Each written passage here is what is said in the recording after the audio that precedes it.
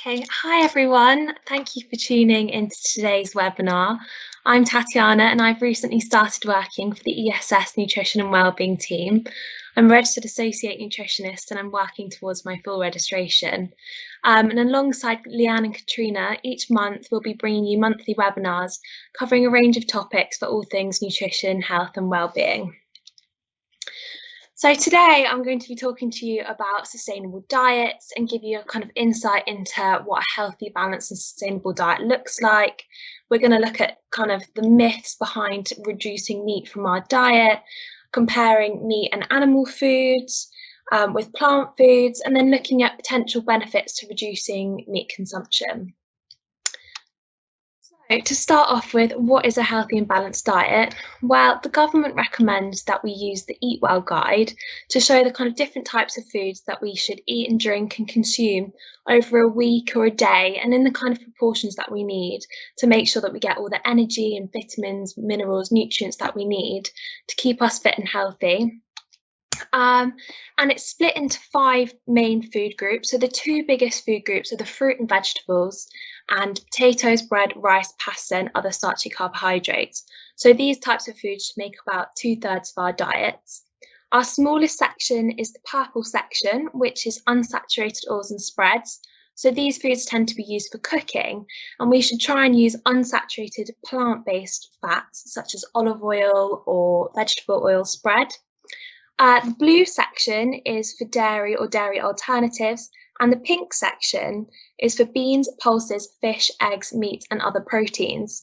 Now, this food group is often one that people think we need to eat the most of, but actually, while these foods are where we get our predominant sources of protein, actually all foods contain a small amount of protein. So we should aim to eat a variety of different sources and not just include just meat.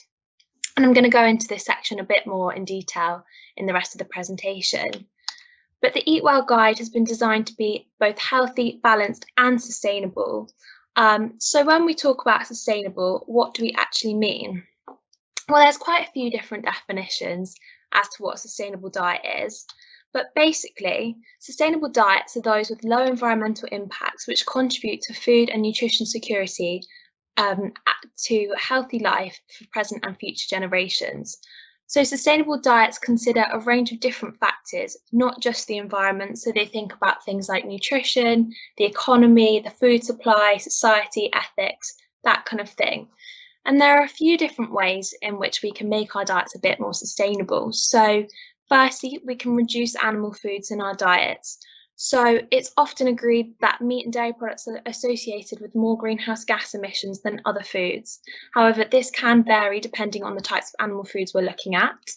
We can buy locally grown foods and eat seasonally. So this will reduce our food miles and having to import foods from faraway countries. We can throw away less, so a lot of our food is actually wasted each year, and this not only wastes resources, but time and money, as well as contributing to greenhouse gas emissions. And then we can also choose fish and animal foods from sustainable sources. So how do our food choices impact sustainability? Well, when I was doing my research for this presentation, I came across a few facts. So our food choices can actually have more of an effect on the environment than we realise. So for example, to make one beef burger requires 58 gallons of water and 41 square feet of land.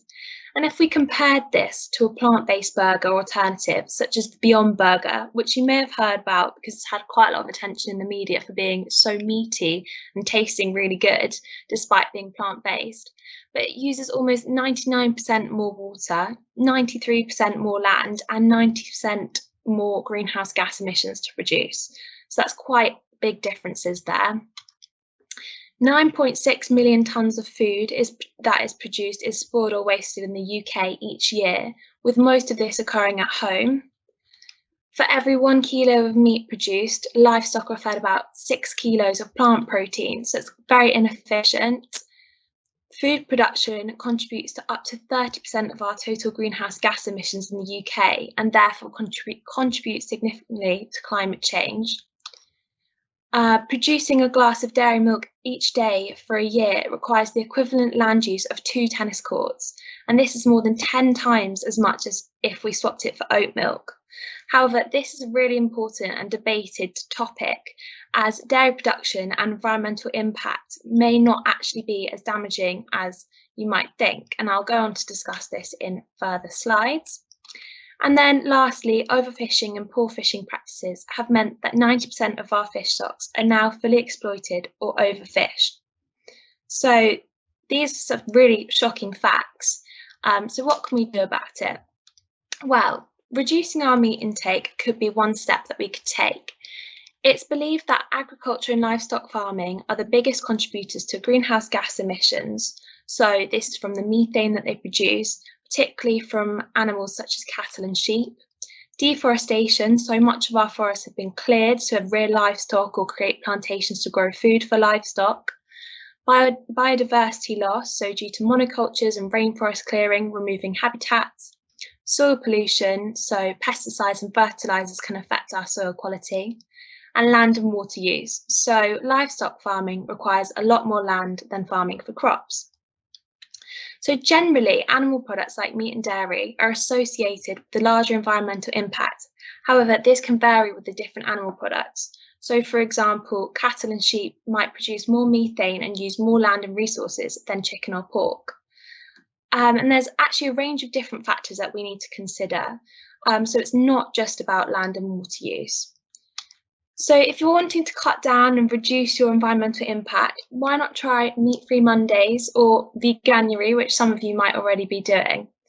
Reducing some animal-based foods and choosing a wide range of plant-based foods can be really beneficial for both the planet and our health. But there is often stigma and confusion if we talk about removing meat and animal products from our diet. So these are some of the misconceptions about plant-based foods. For example, all vegans eat salad, or I need meat because I go to the gym, or I can't get enough protein if I cut it out. So I'm going to explain a bit more about these common misconceptions about plant-based foods and look at how actually these plant foods can provide most of what we need if we just understand a bit more about them and how we can include them in our diets. So initially, we need to think about how much protein do I need and where do I get it from? So many people believe that the protein food group is one of the biggest, but this isn't true and most of us are getting more than enough. So yes, protein is essential for growth and repair in the body. So this is for things like healthy hair and nails, but also to repair and replenish our skin and internal organs. It also provides us with energy, so 4 calories per gram. The amount of protein that we need varies depending on our age, our gender, our physical activity level. It's recommended that an average adult consumes around 0.75 grams of protein per kilogram of body weight per day. So this is around about 45 grams for women on 55 grams for men each day. And this is around 2 to 3 portions of protein foods. So this could be something like a glass of milk, 100 grams of lean meat, half a can of baked beans, that sort of thing. And many believe that if you go to the gym, you'll need to consume more protein. However, this is not the case unless you're an athlete. So if we take this back to the Eat Well guide, it states that this group is called beans, pulses, fish, eggs, meat, and other proteins. And this just shows that this group is actually a lot more diverse and we don't need to just get our protein from meat, but a variety of different sources. So it's important to remember that while animal products like meat and dairy can provide us with protein, other plant-based foods can also be a really great source, as well as sometimes being high in fibre. So on this slide, there are some everyday foods which might have actually more protein than you realise. So for example, a 75-gram serving of pasta actually contains 10 grams of protein. While the animal sources sometimes are higher in protein, often we are eating much more than we realise. And if we eat a lot more protein, it's not actually stored by our body. So any excess intakes are excreted in our urine or used as energy or stored as fat. And this includes protein from supplements or protein powders. So you can actually get everything you need from a well-planned vegetarian or vegan diet from many of these everyday foods. Something else really interesting is that the National Diet and Nutrition Survey, which is a survey that's done every few years to look at the kind of diets and the foods that we're eating in the UK, found that the most common sources of protein in the British diet come from varied sources, including cereal and cereal products and fruit and vegetables. So it's difficult to make direct comparisons of animal and plant foods, as they're usually eaten as parts of meals or with different accompaniments, but I have had a look at some direct swaps. So firstly, beef mince versus mycoprotein corn mince. The beef mince are higher in calories, saturated fat and protein. However, corn is higher in fibre and salt. Semi-skimmed milk is higher in calories and saturated fat compared to soy milk, which has more protein and fibre. However, it is important to remember that cow's milk contains important micronutrients such as calcium, vitamin D and iodine, which unless fortified do not appear in plant milks. And then sausages. So when comparing pork sausages with vegetarian sausages, they had over 2 times the amount of calories and 10 times the amount of saturated fat. And then thinking about cost as well, the corn mince and the vegetable sausages were significantly cheaper than the meat alternatives. However, the soy milk was actually more expensive than cows. So while plant-based foods are great and they do have their benefits, it's also important to remember that meat, fish and dairy are really good sources of essential nutrients in our diets. So vitamins and minerals include calcium, iron, zinc, selenium, iodine, and then vitamins B12 and D, as well as omega-3, which is an essential fatty acid which we get from oily fish. Now, there are some plant-based sources such as walnuts, chia seeds, flax seeds. However, we'll need to consume these in a much larger quantity if we're not consuming fish. These foods also provide a good source of protein as well as energy. They're also referred to as a complete protein source. So a complete protein is one that contains all 8 essential amino acids. And amino acids are essentially the building blocks that make up all of our proteins. And our bodies can make some of these amino acids, but there are 8 that it can't, so we need to get these from our diet. And while most plant proteins don't contain all the 8 essential amino acids, we can get all that we need if we just consume a variety of different protein sources. So finally, as I've mentioned before, if we are consuming plant alternatives, we need to look out for fortified options. And it's also really important to note that organic variants are often not fortified. So as I mentioned at the beginning, you can get all that you need from a vegetarian or vegan diet. We do use the Eat Well guide still for vegetarian and vegan diets, but there are some adaptations that we need to consider. However, many of the foods already on the Eat Well guide are suitable for vegetarians or vegans. So if you're following a strict vegan diet, there are specific nutrients that we need to pay attention to. So things like vitamin D, B12, iodine and selenium. So as I mentioned before, there's often debate about animal versus plant milk. So cow's milk is a really nutrient-dense source, so this means that it provides our body with loads of essential vitamins and minerals, while also being a source of carbohydrate, protein and fat. So milk and dairy actually provide almost 1/3 of our recommended calcium, and milk is also a great source of vitamins and minerals, such as B12. So a glass of semi-skim milk can actually provide 72% of our recommended vitamin B12. So this is a really important source if you're following a vegetarian diet. The Eat Well guide recommends that we consume milk and dairy products. However, we should choose lower fat and low sugar options where possible. So looking for things like low fat cheese or low fat sugar yogurt. But on the other hand, plant milk alternatives may use fewer resources like land and water than dairy milk. However, they could be lacking in essential nutrients. So there is a multitude of different factors to consider when comparing plant versus dairy milk.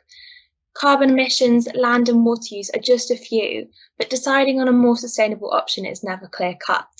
So it is actually suggested that consuming the recommended 3 portions of dairy food, so things like a glass of semi-skimmed milk, 150-gram low-fat yogurt, or 30 grams of cheese, may be a more environmentally friendly way to gain all of the nutrients that you need without having to consume additional food, supplements, or have extra cost. But despite all this, you can still get all you need from a vegetarian or vegan diet. And as with everything, it's about finding a balance and what works with your nutritional needs and lifestyle. So, what are some simple swaps that you can make? When you're trying to eat more plant-based, you don't have to miss out on the meals that you love. So, these are a few of my favourite swaps. Why not try switching a beef chilli to a bean chilli, a beef spaghetti bolognese to a red lentil spaghetti bolognese, a Thai green chicken curry to a Thai butter bean and vegetable curry, chicken fajitas to tofu and black bean fajitas. Now, these recipes can often be cheaper, however, this can vary depending on the ingredients that we use.